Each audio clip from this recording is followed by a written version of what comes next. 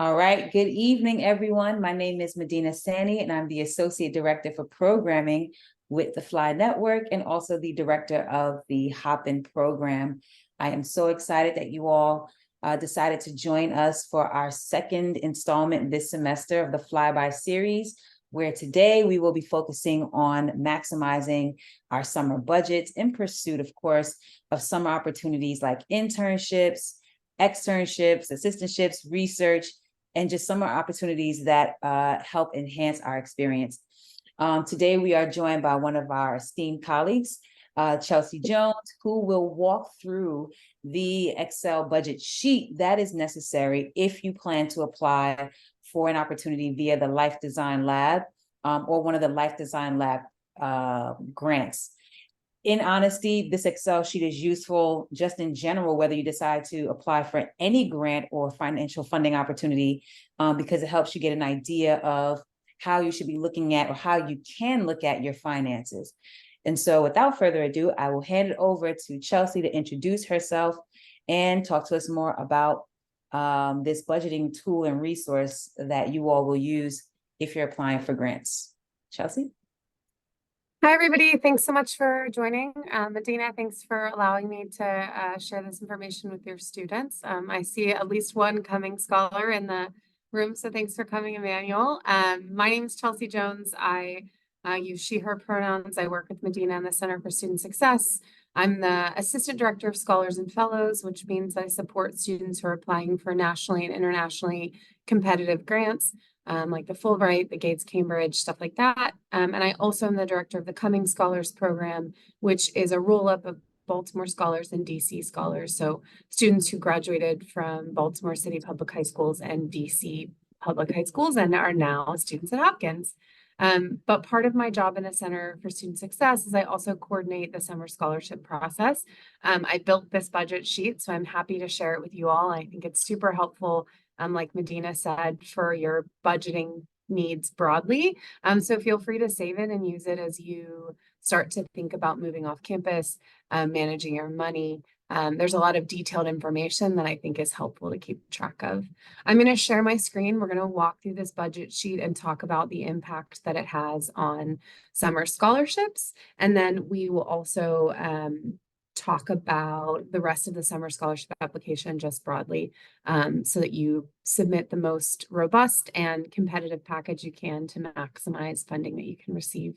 I also just want to be clear, since all of you are FLI students, that the Life Design Lab application is sort of an umbrella. Underneath of that, you are qualified and applying for funding through the CSS, funding through Hop-In, funding for any scholars programs that you're in, whether that's a Cummings Scholar, Kessler Scholar, and it is done that way to minimize the work and the lift for the students, so that by applying for this, you're applying for the maximum number and pots of money, so that your name shows up on as many places as you can, which is why the importance of a strong application will certainly serve you well. I'm going to share my screen and we're going to walk through this budget sheet. All right. So the top of this sheet is really the most important information about you and your experience that you're going through this summer. So where are you going to work? How many hours are you going to work? How many weeks are you going to work? Your start and end date.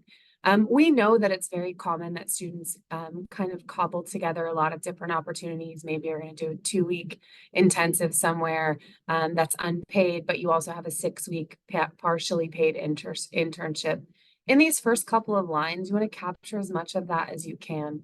As someone reviews this, we want to be able to look at this sheet and understand what you're requesting and why. A full comprehensive picture of your summer helps us know what your financial need is, and that's a real due north in this process. We want to know how much funding you're going to need. So we've put together this budget sheet to help highlight that. You'll list here how much money you're going to make, and this is for the main opportunity that you're taking on for this summer. You also may have other part-time positions, so it's likely that you have possibly an unpaid internship, but also are working at Dunkin' Donuts or Marshall's or something to just get more cash. As much as you can capture how much money you're making this summer, that's going to help us understand the need or the gap that still remains based on the work that you're doing. especially if you're taking on something that's unpaid, then that's professional in nature, whether that's an internship or research experience, and then trying to supplement that with income from other more side jobs. We want to know that you're making that effort and trying to earn as much money as you can so that we can see that you're filling your time in ways that are productive. So this pink section here is going to highlight how much money you're expecting to take in for the summer. And I just want to highlight that on line 14, if you're taking an unpaid experience, you should absolutely highlight that this is $0. We need to know that it's not a field that you forgot to fill in, that you are not that you're working 40 hours a week, possibly for $0, because it's a really helpful and important opportunity. And so being sure to highlight that if you're making money, how much, and if you're not making money, like really in making sure that the reader can see that it's an unpaid experience. The second piece, and this is something that I think is the most palatable, most able to be parlayed into other things that you do, is this idea of budgeting and how much your projected expenses are going to be. We can sort of look down column A and see the big things that you are going to use basically in your everyday life to manage your money. You're going to look at your housing, your food, your travel for work, your travel for outside of work, and really reflecting all of the ways that you're going to need to spend money to complete your summer activities. You'll see here in column F, I've tried to give really specific details about how to calculate the amount of money we're looking for. So your weekly rent is going to help you because we want to make this, and this spreadsheet has a lot of embedded formulas, and so everything is calculated on a weekly basis. So your weekly rent is your monthly rent divided by 4. So you'll put your weekly rent here in B21, the number of weeks, and then that's going to calculate your rent for the entire summer here in column D20 or in D21. Similarly, you're going to do the same for your utilities. And this is a comprehensive list of utilities. This is water, internet, power, electricity. So wanting to be sure that you understand what parts of your budget you're going to be responsible for. I think this is also helpful when you start to think about moving off campus. Does your off-campus apartment include internet, or do you need to contract with Comcast? Is that an additional expense you're taking on, or is it included in your rent? So being able to reflect all of that here in this spreadsheet, I think is going to be important for your summer, but also something to think about as you plan budgeting broadly in your future. One of the things that for me highlighted the need for a more detailed budget, and if you applied for these scholarships last year, you know that the budget was not nearly this expansive, was food, because it just feels a bit like a moving target. For 10 weeks, we saw people write $50 for food, and we saw people write $5,000 for food. So in trying to streamline that, we used the FDA's the USDA's average cost for single person groceries. This link is here. And that can be helpful for you too, as you think about budgeting when you're getting off of a meal plan. But this is the weekly food cost that's projected. It's $93.63. And so you'll multiply that by your number of weeks, and that'll give you your total for food. This is actually a really helpful link if you click around and start to think like, I'm spending more than that, or I'm not spending that much. How can I be a better steward of my funding to feed myself while also ensuring you're having a well-rounded and nutritious diet? So just something to think about when you are trying to apply these skills more broadly. The next piece is really important for the summer scholarship specifically, and that's how you're going to get to and from your internship if it's not here in Baltimore. So there's a difference here between the start and end travel, and then line 27, which is the daily travel. So if you're doing an internship in Idaho, this line would be where you would input how much you think it would cost you to take an Uber to the airport, fly to Idaho, take an Uber from the Idaho airport to your internship location, and then when the internship is over, Uber to the Idaho airport, flight from Idaho back to Baltimore, and then Uber from BWI back to your apartment or your home. And so one thing that you can that we note here is that you can calculate that between Baltimore, or if before or after your internship, you're going to your home state or home city, you can calculate using that. We left a lot of space for notes and comments because the more information, the more details that you give, the more helpful this form is and the more competitive your request is, right? You've done the research, you're showing that you did your homework and you have the details captured here. You can just use Google Flights or Expedia or whatever is your whatever is a comfortable internet travel site to calculate this amount. We understand that that's not going to be super specific. If you're driving, so let's say that your internship is in North Carolina and you need a car, you should calculate your driving rate at 0.76 per mile, 0.76 cents per mile, which is the federal rate for reimbursement for driving. So we tried to give you as much information as we could on the start and end of experience travel to capture that financial need as well. In addition to going to your internship location outside of Baltimore, you're going to do daily travel. And so we have two sections here, and it's likely that you'll only need one of them, whether you're driving every day to your internship location or not driving. So if you're taking a bus, a train, a subway, if you're in New York, if you're in DC, and there is finally, there's a field here for other. So other financial needs that you are concerned about, we want to capture that. The more information, as we say, the more information you give us, the better, and the better the picture that we're going to see of your financial circumstance. And so in terms of embedded formulas, here, D34 is going to subtract what you've given us as your funding sources and your expenses. And so that's embedded there that you can see the subtraction is going to show for us in crystal clear numbers what your financial need is. And especially for funds for the CSS, for funds for FLI Network, that financial need is a real due north for us. We really want to fund as much as we can students who have the highest financial need. So the accuracy of this budget sheet is critical for us to understand what you're asking for and why. We've also given you a little bit extra space here if there's other things that you're like, I'd like to capture this because it's a time commitment that is preventing me from possibly getting another job. And so that could look like studying for the MCAT. How many hours are you doing that? Obviously, that's an unpaid experience, but something that you need to focus on. Perhaps you're also caretaking for siblings. We know a lot of students in the summer support their families. And so we encourage you to use this yellow section too, to help us understand, hey, I'm only interning 8 hours a week, or 10 hours a week, and here's how I'm spending the rest of my time. It's not that I don't want to get another job, it's that I have other things that I need to do for my future or for my family. And so this document is really robust. I also think it's really helpful for you, as Medina said, thinking about budgeting not only your money, but your time in future to understand where your priorities are and how you're filling your time and possibly ways that you could supplement your income or understand like, hey, I'm living above or below my financial threshold and where can I start to shave some things off. So that's a walkthrough of the budget sheet for the summer. I encourage you to take some time to read all of the notes in column F. I didn't read them all, but it's like quite detailed information about things that you want to consider when you're listing information in these fields, like other confirmed awards. You might have funding from GEO, from OUR, from PURA, anything that you're getting funding for, we want to make sure you capture. Similarly, we want to make sure we're capturing anything that you anticipate to be a bill or an expense for you in the summer as well.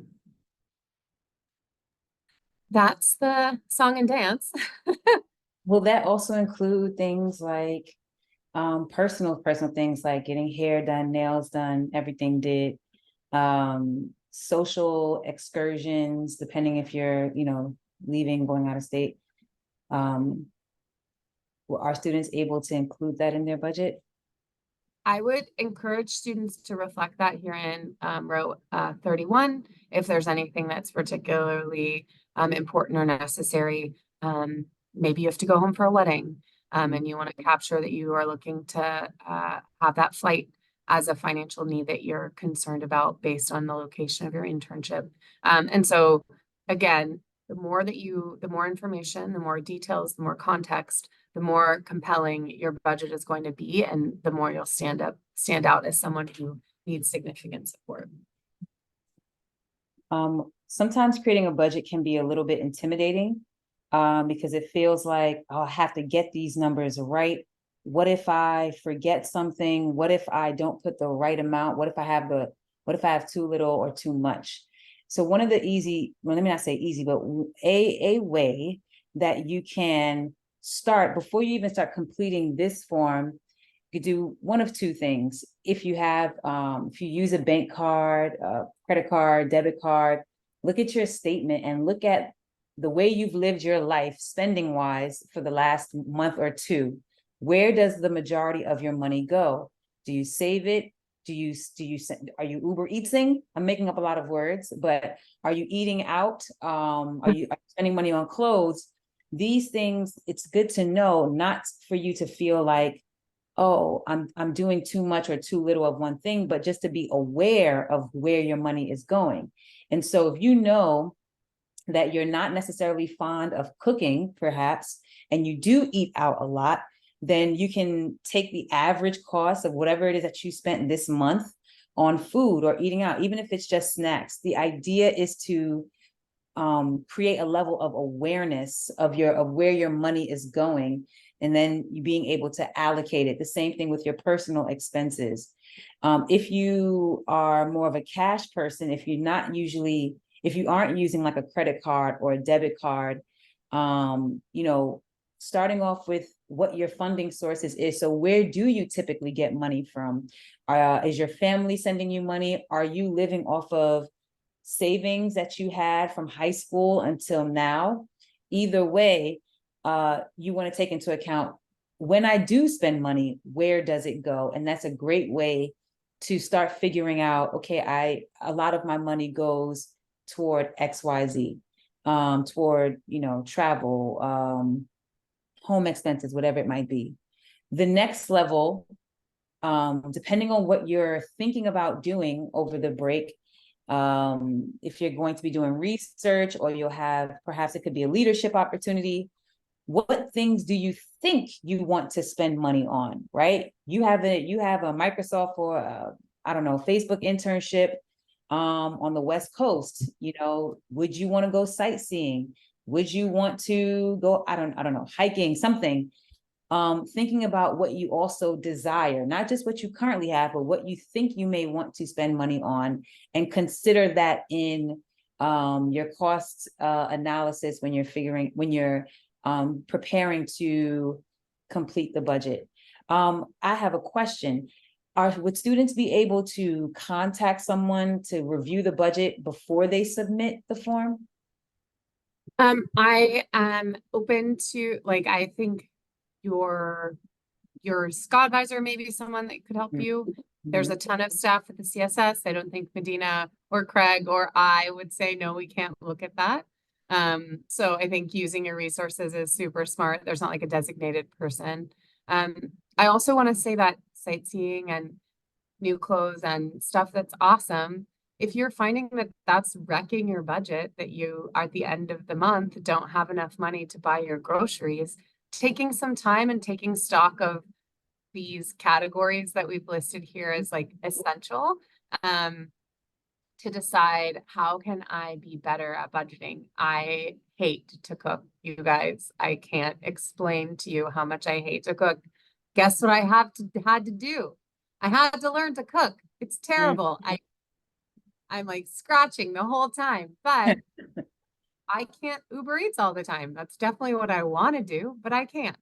And so thinking about where you want to make sacrifices to enable yourself to have financial growth in other areas, I think is an important thing that you can use this as a moment to reflect too.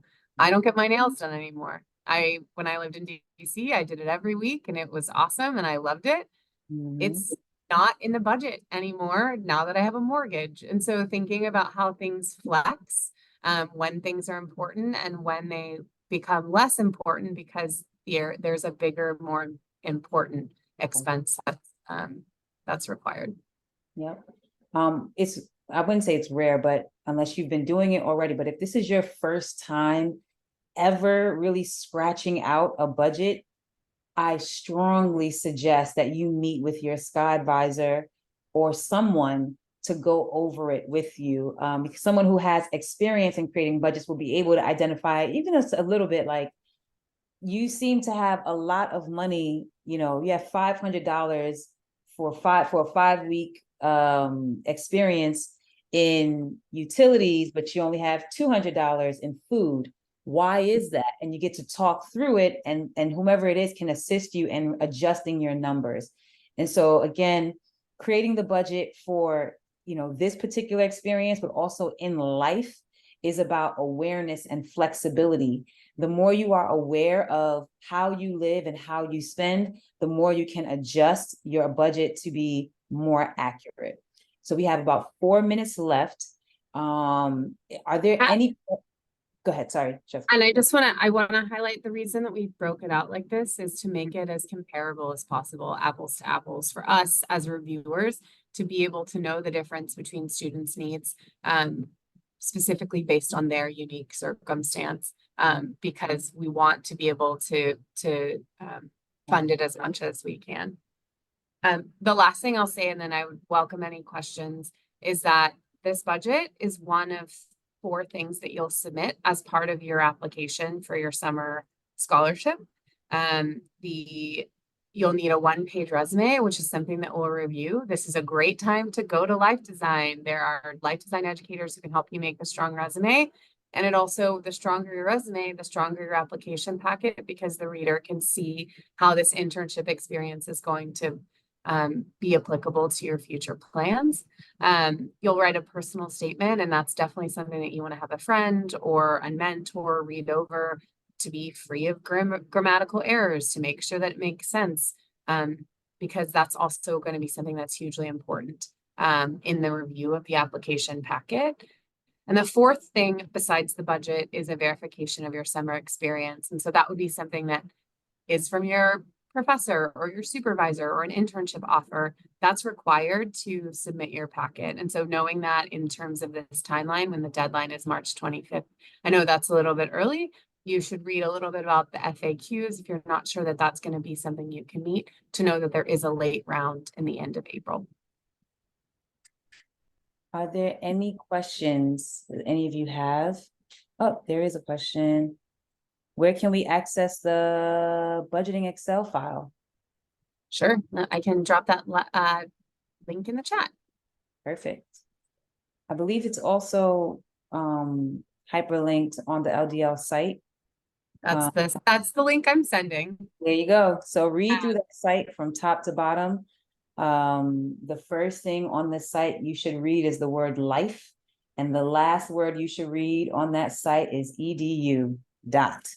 All the way at the very bottom, all the words in between. I heard that they're giving money away. If you read through everything, you can find out where they're giving money. True. So go ahead. On the page that I sent, there's a place that says using this link that will take you to the full application packet and all of the questions you have to answer. You can also see you download the template, which is going to be a link to that Excel file. Any general questions about budgeting you all have?